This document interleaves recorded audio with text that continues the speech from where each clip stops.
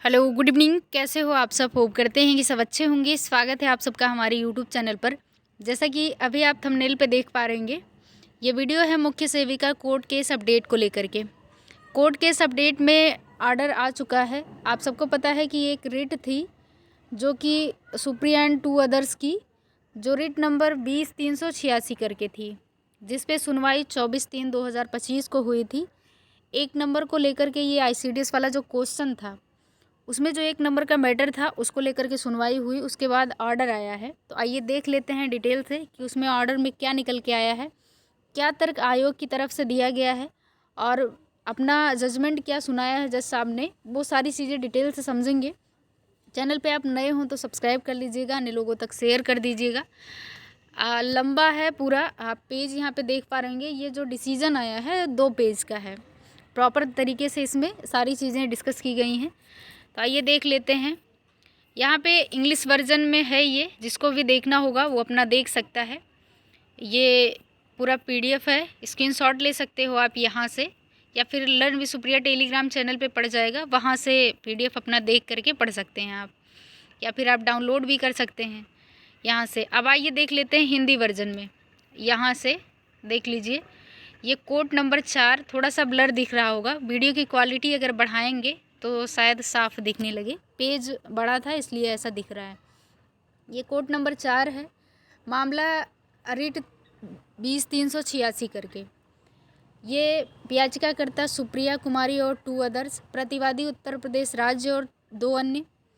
याचिकाकर्ता के वकील बैरिस्टर सिंह, कविता कुशवाहा, प्रतिवादी के वकील CSC सिद्धार्थ सिंगल जी, और ये हैं अजित कुमार जी जो जज साहब थे, उनका नाम दिया हुआ है। अब आगे पहला इसमें क्या दिया हुआ देख लीजिए।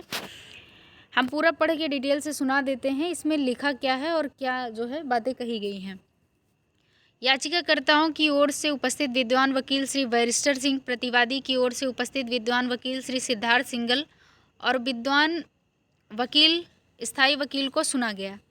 दूसरे में आप देख सकते हैं यहाँ लिखा हुआ है, संविधान के अनुच्छेद 226 के तहत दायर इस याचिका के माध्यम से याचिकाकर्ता चाहते हैं कि सचिव अधीनस्थ सेवा चयन आयोग उत्तर प्रदेश को निर्देश दिया जाए कि वे प्रश्न संख्या 89 के लिए एक अंक दें, जिसका उत्तर याचिकाकर्ताओं के अनुसार उन्होंने सही विकल्प चुनकर सही ढंग से दिया है।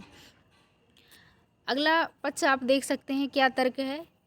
यह तर्क दिया गया है कि लिखित परीक्षा समाप्त होने के बाद याचिकाकर्ताओं ने प्रश्न संख्या 89 की अंतिम उत्तर कुंजी के खिलाफ आपत्ति के लिए आवेदन किया था, जिसमें विकल्प B सही उत्तर था। ऐसे सभी उम्मीदवारों की आपत्तियों पर विचार किया गया और अंतिम उत्तर कुंजी 9/2/2024 को प्रकाशित की गई, जिसमें प्रश्न के उत्तर के रूप में सही विकल्प वही रहा। चूँकि याचिकाकर्ता लिखित परीक्षा के परिणाम की घोषणा के बाद पहले से ही मेरिट सूची में थे, इसलिए उन्होंने दस्तावेज सत्यापन प्रक्रिया में भी भाग लिया और वे इतने लंबे विलंब के बाद इस न्यायालय के समक्ष आए हैं। जब ऐसे उम्मीदवारों के संबंध में चयन सूची को अंतिम रूप दिया जा रहा है, चयन सूची अंतिम उत्तर कुंजी को चुनौती देते हुए याचिकाकर्ताओं को आशंका है कि वे अपनी संबंधित श्रेणियों में अंतिम कटऑफ में मेल खाने के लिए स्कोर नहीं कर पाएंगे ताकि मेरिट सूची में स्थान पा सकें। अब अगला आप देख पा रहे होंगे जो अगला तर्क है आयोग की तरफ से। प्रतिवादियों की ओर से उपस्थित विद्वान वकील श्री सिंघल द्वारा यह तर्क दिया गया है कि एक बार जब याचिकाकर्ताओं ने फरवरी 2024 में प्रकाशित अंतिम उत्तर कुंजी में दिए गए सही उत्तर को स्वीकार कर लिया, तो उन्हें अब इस मुद्दे को उठाने की अनुमति नहीं दी जा सकती। 5वां देख लीजिए। 5वें में लिखा गया कि उपरोक्त के अतिरिक्त श्री सिंघल ने बाल विकास निदेशालय द्वारा जारी परिपत्र पर भी भरोसा जताया है। अब यहाँ पे आगे देखें, पोषण उत्तर प्रदेश सरकार लखनऊ के दिनांक 20/11/2009 के आदेश में कर्तव्यों के आवंटन का प्रावधान किया गया है तथा ऐसे कर्तव्यों के आवंटन में स्पष्ट प्रावधान है कि ऐसे आवंटन की रिपोर्ट प्रत्येक माह की 5 तारीख तक बाल विकास परियोजना अधिकारी को प्रस्तुत की जानी है। अब अगला 6वां आप देखें। याचिकाकर्ता के विद्वान वकील ने उपरोक्त तर्क का समर्थन करते हुए प्रस्तुत किया है कि उनके अनुसार सही उत्तर महीने की 25 तारीख होगी, क्योंकि सूचना उनके द्वारा प्राप्त सूचना के अधिकार अधिनियम के तहत 6/6/2024 के पत्र के माध्यम से प्राप्त की गई है। जो वो आरटीआई था उसकी बात यहाँ पे की गई। अब अगला सुने 7वां, संबंधित पक्षों के विद्वान अधिवक्ताओं को सुनने और अभिलेखों का अवलोकन करने के बाद मुझे लगता है कि याचिकाकर्ता अब बिना किसी स्पष्टीकरण के सामने आए हैं कि फरवरी 2024 में उत्तर कुंजी प्रकाशित होने के बाद वे चुप क्यों रहे, जिसमें संबंधित प्रश्न का विकल्प बी सही उत्तर दिखाया गया था, और फिर उन्होंने दस्तावेज सत्यापन प्रक्रिया में भी भाग लिया। न्यायालय के सुविचारित दृष्टिकोण में प्रत्येक चयन को उनके लिए निर्धारित समय सारणी में उनके तार्किक निष्कर्ष पर लाया जाना चाहिए।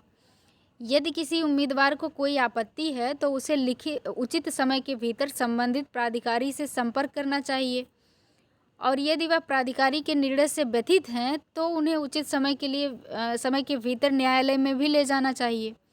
किसी उम्मीदवार को लंबे समय तक चुप रहने की अनुमति नहीं दी जा सकती है, और उसके बजाय प्राधिकारी द्वारा दिए गए निर्णय पर सवाल उठाते हुए चयन निकाय द्वारा की जाने वाली आगे की प्रक्रिया से गुजरना जारी रखना चाहिए।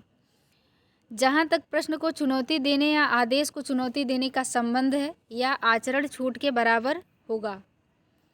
अब आगे 8वां है, इसके अलावा मूल परिपत्र का अवलोकन किया गया है, जिसमें दिशा निर्देश दिए गए हैं कि हर महीने की 5 तारीख तक रिपोर्ट प्रस्तुत की जानी चाहिए, क्योंकि रिपोर्ट हमेशा 1 महीने की होती है। सूचना के अधिकार अधिनियम के तहत प्राप्त जानकारी के लिए मूल परिपत्र दिशा निर्देश प्रक्रिया को भी प्राथमिकता दी जानी चाहिए। अगला है, मामले के उपरोक्त दृष्टिकोण को देखते हुए मैं इस स्तर पर मामले में छूट देने से इनकार करता हूँ। 9वां है, याचिका खारिज की जाती है, रिकॉर्ड में भेज दी गई है। 24/3/2025 ये आर्डर आया हुआ है, तो ये आर्डर क्लियर करके आ गया है। अब कुछ बहनें ऐसी थीं जिनका कहना ये था कि अभी हम जान नहीं पाए हैं कि क्या तर्क आयोग ने दिया है, तब ये अब आ गया है आर्डर, तो एक बार आप लोग पढ़ लीजिए और देख लीजिए क्या रीज़न लगाया गया है इसमें। पहली बात तो लेट कर दिए हो आप लोग, है ना, और दूसरी बात एक उचित समय होता है कि कोर्ट जाना है या फिर आप आयोग गए, इसमें कहा गया है ना किसी प्राधिकारी के साथ जा कर के आप संपर्क किए होते उचित समय में, उसके बाद में आप वहाँ से अगर उनसे व्यथित होते तब आप न्यायालय की तरफ जा सकते थे। तो ये सारी चीज़ें इसमें तार्किक रूप से कही गई हैं। हम ज़्यादा डिटेल से समझाएंगे नहीं, क्योंकि हो सकता है ये वीडियो देख के कई अन्य लोग आपको चिल्ला के और अच्छे से समझाएं, तो आप लोग बढ़िया से समझ पाओगे। फ़िलहाल जो लिखा हुआ है इसमें वो सबको दिख रहा है, सब कोई पढ़ सकते हैं। कोई क्वेरीज़ होगी कमेंट सेक्शन में पूछ सकते हैं। मिलेंगे किसी नेक्स्ट अपडेट के साथ, तब तक के लिए धन्यवाद।